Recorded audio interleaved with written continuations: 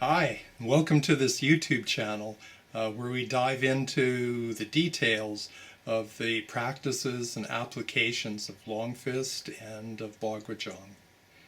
So there's quite a few videos posted already on this channel and many more to come. So have a look around if you haven't already, and be sure, of course, to subscribe so that you get notified when the new videos pop up.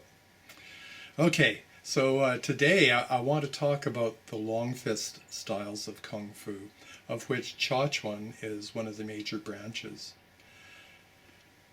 So traditionally there are four major branches of Longfist. There's Cha, Hua, Hong, and Pao Chuans.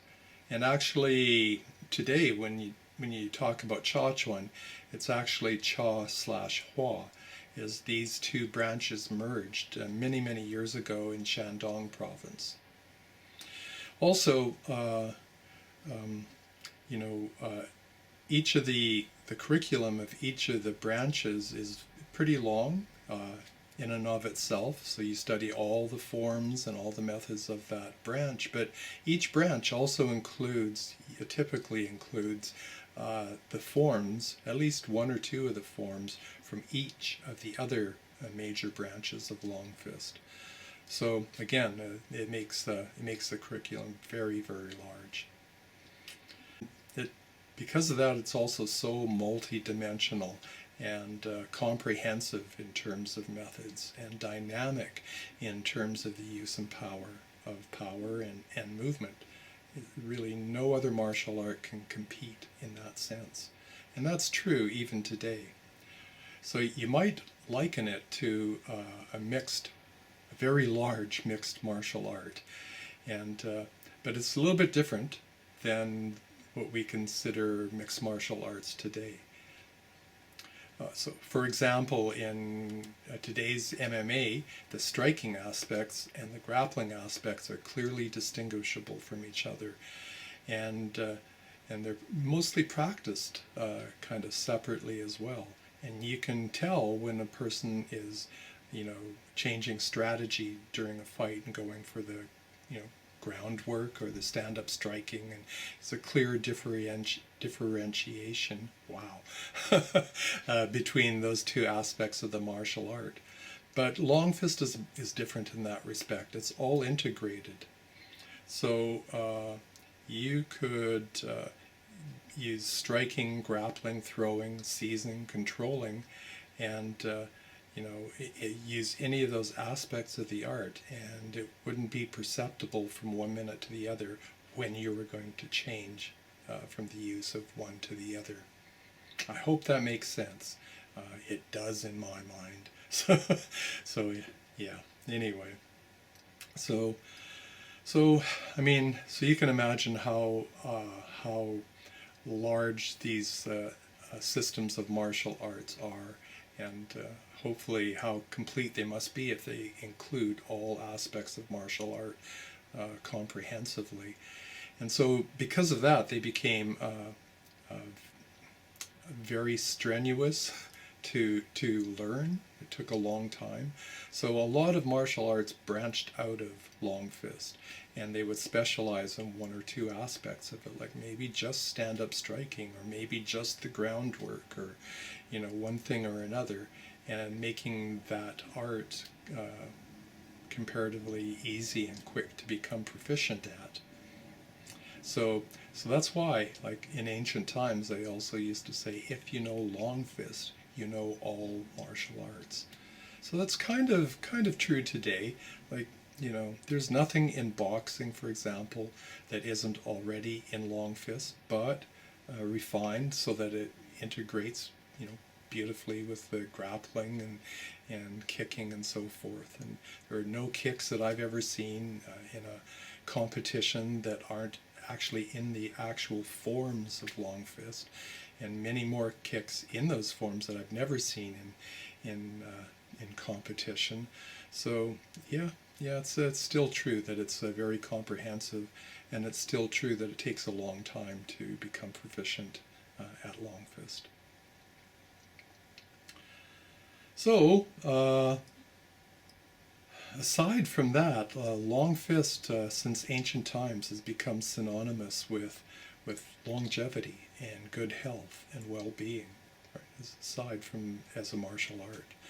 And you might be wondering, like, well, how could any combat art be considered synonymous with longevity and health in the first place?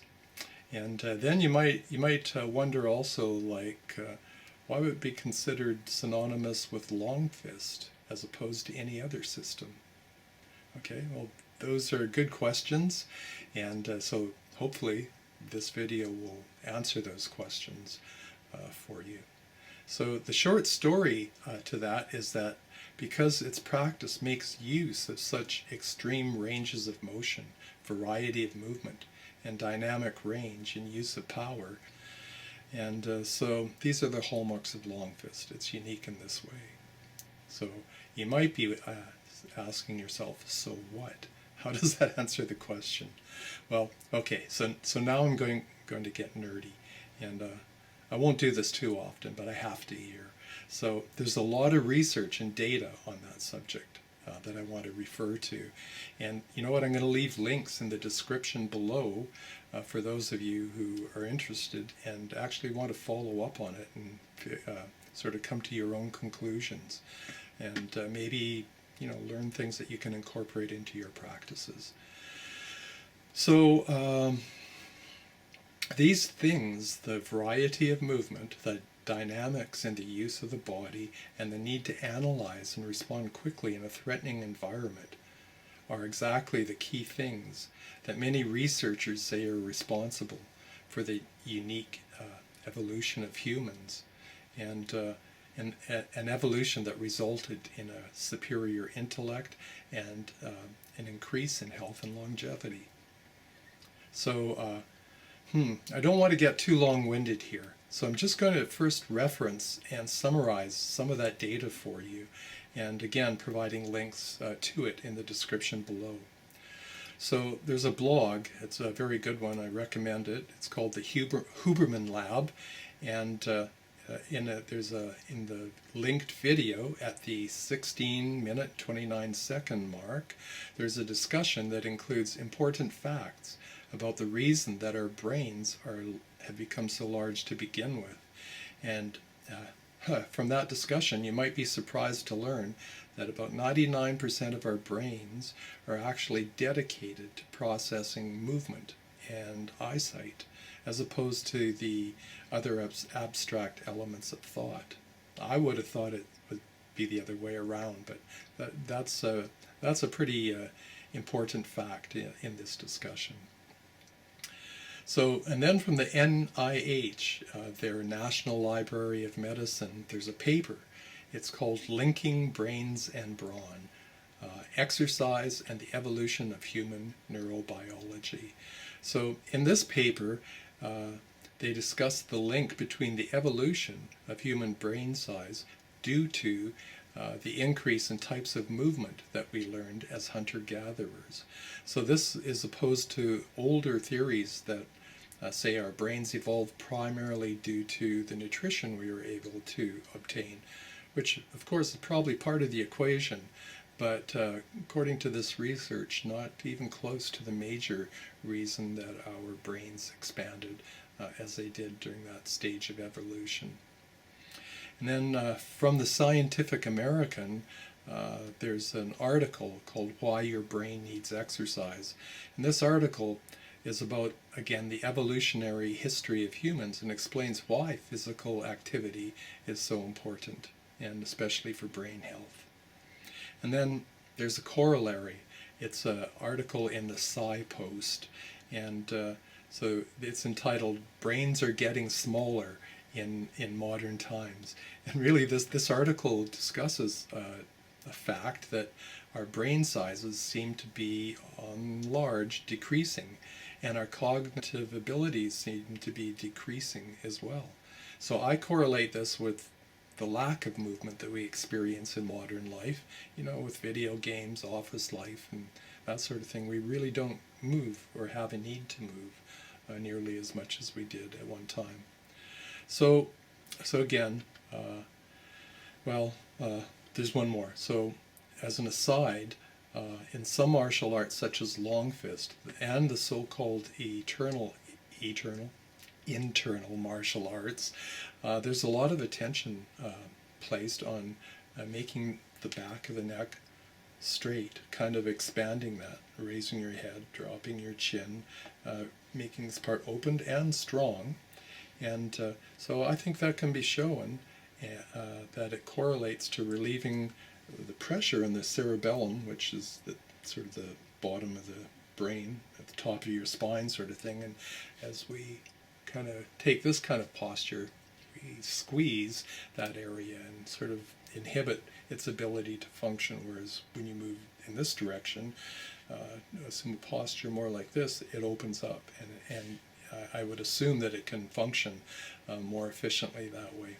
So there's a paper from McGill University. It's called Body Movement in the Brain, and they kind of discuss how that works. So again, there's links to all of these articles in the description area below this video, and I encourage you to read them and take a look for yourself and see what they say. But I'm offering my interpretation, and I believe that this is how it all relates to Longfist.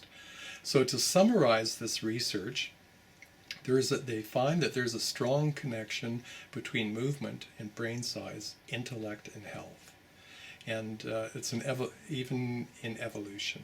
And all of these combine in a way to contribute not only to longevity, but a better quality of life through those years.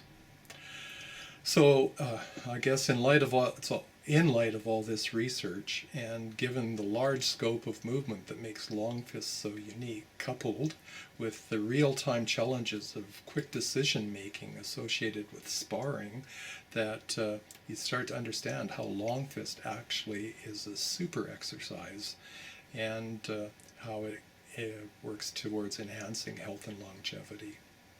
So this, in my opinion, is also a big part of what actually keeps people engaged in Kung Fu. Often people who enjoy training can't tell you why training is such a big part of their lives. I spent years wondering, why do I do this actually, right? Aside from the martial art or combative side, there's just something that keeps me going. And I think what it is that when you train and you actually start to feel your mind and body respond in better ways after training, and you experience how beneficial that effect is to the rest of your life, and there's more where that came from, that you just feel inspired to continue to train. And it's kind of that simple, but that profound at the same time. So yeah, I think that's what keeps people training, in my opinion, or one of the big reasons. I'm starting to ramble. Let me get back to the topic. So apart from the health and longevity benefits of Longfist, you might also be sitting there wondering, like, is it any good as a martial art? I mean, for combat? And the answer to that is, of course, it is. That's the underlying purpose of the art, and that's how it was developed. So in terms of Longfist, the only question about whether or not it's a great martial art combatively is whether or not you'll put in the work and train well. And I say do it, right? Reach your ultimate, and as Spock used to say in Star Trek, live long and prosper. Okay, so that's really all I have to say about Longfist. I think maybe it's profound, or maybe none of it really came across. I don't know, I hope it did. So anyway, bye for now, train well, and we'll see you next time.